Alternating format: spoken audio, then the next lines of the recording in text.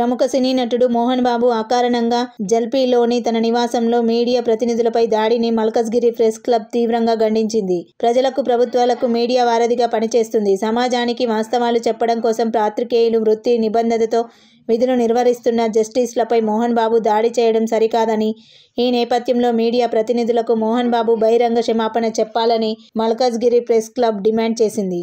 ఆయనపై కేసు నమోదు చేయాలని, భవిష్యత్తులో ఇలాంటి దాడులు పునరావృతం కాకుండా రాష్ట్ర ప్రభుత్వం, పోలీస్ శాఖ తగిన చర్యలు తీసుకోవాలని విజ్ఞప్తి చేస్తున్నాము.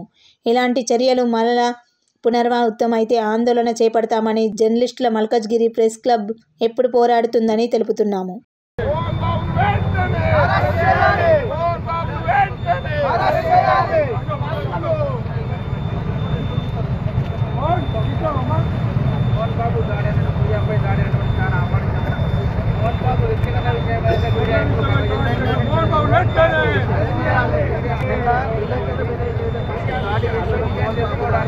దాన్ని మనం ముందుగా ఖండిస్తున్నాము. ఎందుకంటే విలేకరులు మీరు వెలగబెట్టే మంచి చెడ్డ సమాజానికి చెప్పే బాధ్యత మన విలేకరుల పైన ఉన్నది.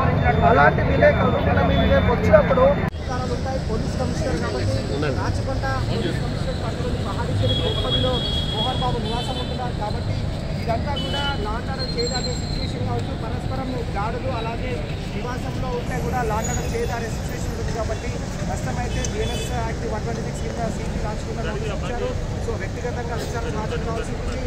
వీరంతా కూడా వ్యక్తిగత హాజరు అవుతున్నప్పుడు విచారణలో భాగంగా అంటే సంవత్సరం పాటు లాండ్ ఆర్డర్ ఎలాంటి విధానం కల్పించకుండా తాము వ్యవహరిస్తామన్నారు. మోహన్ బాబుకు సంబంధించిన మౌన్సర్సే కావచ్చు, అలాగే బిజినెస్